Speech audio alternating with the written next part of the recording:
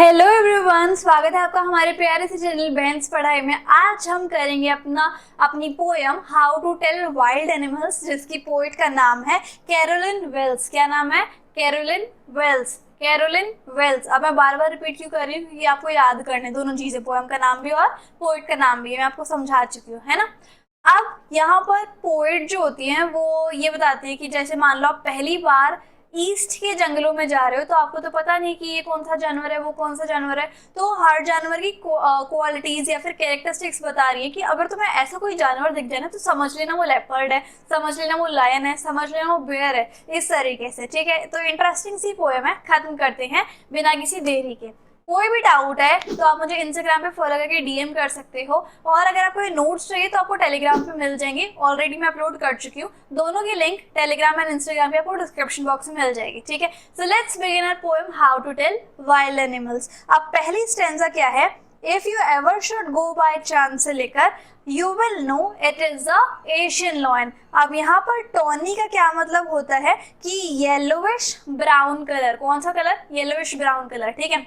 सो यहाँ पर पोएट जो है अपने रीडर्स को क्या बता रही होती हैं कि मान लो अगर तुम कभी ईस्ट के जंगलों में गए, ठीक है, तो पहली स्टेंजा में वो ये बताती है कि मान लो अगर तुम्हें कोई ऐसा जानवर दिख जाए जिसकी जो स्किन है, जिसकी जो खाल है, वो येलो ब्राउन से कलर की है, और अगर वो तुम्हारे ऊपर दहाड़े, तुम्हें देख के दहाड़ने लग जाए, और इतनी तेज से दहाड़े कि तुम्हें उसकी आवाज देख के मौत आ जाए डर के कारण, तो उस टाइम तुम समझ लेना कि तुम्हारा एनकाउंटर किससे हुआ है? एशियन लॉयन से। मतलब वो जानवर जो है वो एशियन लॉयन है ना। अब वो थोड़े मजाक के तरीके में बताती है कि एशियन लायन एक ऐसा जानवर है जो कि तुम्हें सिर्फ अपनी दहाड़ से ही मार सकता है। मतलब उसकी दहाड़ भी इतनी ज्यादा है कि हम डर के मारे ही मर जाएंगे, ठीक है। अब लिटरेरी डिवाइस क्या है इसमें? राइम जो है वो यूज हुई है, राइमिंग स्कीम ABA BCC, इस तरीके से। एंजबमेंट यानी कि कोई सेंटेंस कंटिन्यू हो रहा है बिना किसी पंक्चुएशन मार्क के। सो एंड इफ देयर से लेकर टॉनी बीस तक, ठीक है। इन्वर्जन क्या होता है कि जब हम किसी सेंटेंस का फॉर्मेट चेंज कर देते हैं ताकि वो राइमिंग या फिर पोएम टाइप बन जाए। सो यहाँ पर देखो, if there should to know an advance, तो ये लाइन में इन्वर्जन है। एसोनेंस देखो, वॉवल साउंड बार बार यूज हो रही है, जैसे कि you should go, should to, you roads में ओ साउंड बार बार रिपीट हो रही है। और एल्यूजन क्या होता है? Reference to a famous thing, place, species of animal. ये कोई भी फेमस चीज को दर्शाया जा रहा है, वो है एल्यूजन। तो यहाँ पर किस फेमस चीज को दर्शाया जा रहा है? एशियन लॉयन को, ठीक है। अब इसी के साथ साथ बढ़ते हैं हम अपनी सेकेंड स्टेंजा पे। और if some time when roaming around से लेकर the Bengal tiger to discern. अब यहाँ पर वर्ड मीनिंग देखो, डिसर्न का मतलब रिकॉग्नाइज यानी कि पहचानने लगना, ठीक है। अब आगे पोइट एक्सप्लेन करते हैं कि एक जानवर ऐसा होगा जो जंगलों में घूमता रहता है और वो बहुत रॉयल क्लैन को बिलोंग करता है, ठीक है। मतलब उसका बहुत बड़ा सा रॉयल कुनबा है, इस तरीके से, है ना। और उसकी जो स्किन का कलर है वो येलो कलर का है, और उसकी स्किन पर ऐसे ब्लैक कलर की धारियां बनी हुई है, स्ट्रिप्स हैं, ठीक है। वो कहती है कि अगर तुम ये नोटिस करो कि वो तुम्हें मारने वाला है या फिर तुम्हें खाने वाला है, इसका मतलब कि तुम जो हो वो बंगाल टाइगर से तुम्हारा सामना हुआ है। अब यहाँ पर वो बहुत गहरा मजाक करती हुई है। वो कहती है कि टाइगर जो है वो कैसा दिखता है, और अगर मान लो तुम्हें उसने खा लिया, वाइल्ड एनिमल ने, तो कोई फायदा नहीं है जानने का कि वो कौन सा था जिसने तुम्हें खाया, क्योंकि तुम तो उसके ऑलरेडी पेट में ही हो गए, है ना। वो तो तुम्हें खा चुका होगा, तो तुम्हें पता ही नहीं चलेगा कि वो कौन सा जानवर है। इसलिए मैं तुम्हें पहले ही बता रही हूँ कि अगर कोई ऐसा जानवर दिखे जो तुम्हें खाने वाला होगा, तुम्हें मारने वाला होगा, इसका मतलब वो एक बंगाल टाइगर है, ठीक है। लिटरेरी डिवाइस देखो, राइमिंग स्कीम कौन सी है? वही ABA BCC। एलिट्रेशन देखो, आर साउंड, कॉन्सोनेंट साउंड बार बार यूज हो रही है रोमिंग राउंड में, RR, ठीक है। इन्वर्जन कहाँ पर यूज हुआ है? The Bengal tiger to discern. Inversion का मतलब बता दिए थे ना ऊपर। एल्यूजन देखो, बंगाल टाइगर फेमस है तो उसका रेफरेंस लिया हुआ है। और एसोनेंस यानी कि कोई वोवल साउंड बार बार रिपीट कर रही है। सो और, सम, और रोमिंग राउंड में वो साउंड रिपीट कर रही है, ठीक है। थर्ड स्टेंजा की तरफ आते हैं। If strolling fourth a beast you view से लेकर ही विल ओनली लेप एंड लेप अगेन। स्ट्रॉलिंग का मतलब होता है जैसे नॉर्मल वॉक करते हैं वही, ठीक है। फोर्थ मतलब कि आगे बढ़ना, फॉरवर्ड। हाइड मतलब कि skin of the animal. Peppered का मतलब क्या होता है? जिसपे कुछ स्पॉट्स, धब्बे धब्बे हैं। लेफ्ट का क्या मतलब होता है कि किसी के ऊपर कूद जाना, ठीक है, जंप करना। अब पोएट इन स्टैंजाज में कहती हैं कि मान लो जंगलों में कोई ऐसा जानवर हो, मान लो जंगल में तुम जैसे नॉर्मल वॉक कर रहे हो वैसे ही कर रहे हो, और तुम्हें कोई ऐसा जानवर दिखे जिसकी स्किन पर बहुत सारे धब्बे धब्बे हैं, और वो एनिमल इतना फास्ट है, इतना फास्ट है कि वो तुम्हारे ऊपर कूद जाए, है ना, जंप कर जाए, और जैसे ही वो कूद जाए तो तुम समझ लेना कि ये जानवर अगर जंप करे तो ये लेपर्ड है, ठीक है। अब यहाँ पर वो ऐसे कहती है कि अगर वो तुम्हारे ऊपर कूद जाए और तुम बिल्कुल रो रहे हो दर्द में, पेन में, तो it is not going to be any use, तो तुम्हारा वो रोना किसी काम का नहीं हुआ, क्योंकि वो तुम्हारे ऊपर ऑलरेडी जंप कर गया है। सो इस स्टैंजा में पोएट किसको एक्सप्लेन कर रही होती है, लेपर्ड को, ठीक है। लिटरेरी डिवाइस देखो, राइमिंग स्कीम वही है, ABA BCC। एलिट्रेशन देखो, कॉन्सोनेंट साउंड H यूज हो रही है ही और हैज में। पोएटिक लाइसेंस, यहाँ पर क्या होता है, लिबर्टी टू पोइट। अब यहाँ पर पोइट के पास एक पावर होती है कि वो स्पेलिंग्स को चेंज कर सकता है ताकि वो पोएम या फिर राइमिंग चीजें बना सके।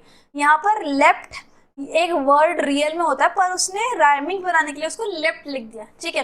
रिपीटेशन देखो, लेफ्ट जो वर्ड है वो बार बार यूज हो रहा है लास्ट लाइन में, और एसोनेंस में देखो ओ वोवल साउंड बार बार यूज हो रही है, strolling, forth, you, who, spot, do not, good, to, roar, इस तरीके से। और कॉन्सोनेंट्स देखो, use of I sound, L sound, he, will, only, leap leap, L sound बार बार यूज हो रही है ना। अब नेक्स्ट स्टैंजा देखो, if you were walking round your ward yard से लेकर he will give you just more केयरस, इस तरीके से। वर्ड मीनिंग देखो, यार्ड क्या होता है, हाउस का लॉन एरिया, केयरस का मतलब होता है बहुत प्यार से टच करना, ठीक है। अब यहाँ पर वो कहते हैं कि मान लो कि तुम अपने घर के लॉन वाले एरिया में वॉक कर रहे हो और तुम्हें कोई ऐसा जानवर दिखे जो तुम्हें टाइटली हग कर लेता है, इसका मतलब वो भालू है। वो बाद में कहती हैं कि अगर तुम्हें इस जानवर को रिलेटेड अभी भी डाउट है ना, तो सबसे ज्यादा इजीएस्ट वे उसको पहचानने का क्या है कि वो तुम्हें हग करे रखेगा और तुम्हें बहुत प्यार से टच भी करेगा, है ना। इस एक्ट की वजह से तुम पहचान जाओगे कि हाँ भाई ये भालू ही है, ठीक है। लिटरेरी डिवाइस देखो, राइमिंग स्कीम ABA BBC ही है। एंजेबमेंट क्या है, if you are walking creature there तक। एंजेबमेंट क्या होता है, जब कोई सेंटेंस नेक्स्ट लाइन तक रिपीट होता चला जाता है, मतलब कंटिन्यू होता चला जाता है और कोई पंक्चुएशन मार्क ना हो। एलिट्रेशन देखो, W साउंड, B साउंड और H साउंड यूज हो रही है बार बार, जैसे कि व्हेन वॉकिंग, हु हग्स में और बी बियर में, ठीक है। एसोनेंस देखो, E साउंड जो है बार बार रिपीट हो रही है मीट, क्रिएचर और देयर में, ठीक है। नेक्स्ट स्टैंजा देखो, दो to distinguish beast of prey hyenas come with merry smiles. अब वर्ड मीनिंग का क्या मतलब होगा, डिस्टिंग्विश मतलब, वर्ड मीनिंग क्या है, डिस्टिंग्विश मतलब डिफरेंशिएट करना। बीस्ट ऑफ प्रे मतलब कि एक जानवर जो दूसरे जानवर को मार के खाता है। नोवेस का मतलब कि जो नया है जॉब पर, और नॉन प्लस का मतलब कि कंफ्यूज रहना। अब यहाँ पर पोइट कहती हैं कि मान लो अगर कोई नया है इस जॉब में कि मुझे जानवरों को पहचानना है, अगर किसी को ऐसी जॉब मिली कि उसे जानवरों को पहचानना पड़ जाए, तो उस जॉब के लिए सबसे पहली बार में तो पजल हो जाए कि ये कौन सा जानवर है, ये कौन सा जानवर है ना, ये और ऐसा कौन सा जानवर है जो दूसरे जानवरों को मार के अपना खाना खाता है, ठीक है। सो पोइट पहले ही अपने रीडर्स को बताना चाहती हैं कि दो जानवरों में डिफरेंस है। तुम्हें ऐसा दिखेगा कि जो हाइनाज है वो हमेशा स्माइल करती रहती हैं लेकिन वो शिकार करके खाती हैं, और तुम्हें क्रोकोडाइल दिखेगा कि वो हमेशा रोते रहते हैं, उनकी आंखों में टीयर्स होते हैं, और लेकिन क्रोकोडाइल भी बेशक रोते रहते हैं और हाइनाज बेशक स्माइल करती रहती हैं, पर वो दूसरे जानवरों को मार के खाते हैं। दोनों जानवर, हाइनाज और क्रोकोडाइल, बहुत डेंजरस है, ठीक है। आप लिटरेरी डिवाइस देखो, राइमिंग स्कीम ABA BCC ये यूज हो रही है। एलिट्रेशन में कॉन्सोनेंट साउंड N बार बार रिपीट हो रही है, जैसे कि नो वॉइस, नॉन प्लस, और TH साउंड दी 10 में यूज हो रही है। और एंजेबमेंट दो टू डिस्टिंग्विश हाइनाज 10 तक यूज हो रही है। अब लास्ट इस पे आते हैं हम अपनी स्टैंजा पे, the true chameleon is small से लेकर this the chameleon you see तक, ठीक है। इस स्टैंजा में पोएट क्या कहना चाहती हैं कि कैमेलियन कैमिलियन यानी कि गिरगिट एक स्मॉल क्रिएचर होता है, वो तुम्हें छिपकली की तरह ही दिखेगा लेकिन थोड़ा बहुत डिफरेंस है। जैसे कि कैमिलियन के पास यानी कि गिरगिट के पास ना तो कोई कान होते ना ही विंग्स होते हैं ना। फिर वो कहती हैं लेकिन कैमिलियन के पास एक क्वालिटी होती है कि वो अपना कलर चेंज कर सकता है जिस भी सरफेस पे वो बैठा है। जैसे कि मान लो अगर तुम किसी पेड़ को देख रहे हो और उस पेड़ पे कुछ भी ना हो, पर ऐसा हो सकता है कि उस पेड़ पे तुम्हें गिरगिट मिल जाए, क्योंकि कभी कभी कैमिलियन, कभी कभी क्या most of the time chameleon जो है वो ट्री के कलर का ही खुद को बना लेता है ताकि वो किसी को दिख ना पाए, ठीक है। तो इससे भी तुम्हें बच के रहना चाहिए। अब लिटरेरी डिवाइस देखो, rhyming scheme ABA BCC, alliteration H sound use हो रही है ही हैज इंड में, और कॉन्सोनेंट्स में जी साउंड यूज हो रही है, सिंगल में जी और विंग में जी, ठीक है। अब यहाँ पर इस तरीके से हमारे जो पोएम है how to tell wild animals बहुत स्वीट सी थी और हमने कवर कर ली है A to Z चीजें इसकी समझ ली है। एंड आई होप आपको सब कुछ समझ में आया होगा, मेरा पढ़ाया हुआ वीडियो भी अच्छी लगी होगी। इंस्टाग्राम टेलीग्राम पे जरूर फॉलो कर लेना। So if you like the video and the explanation then please you like share comment and subscribe the channel. Thank you so much.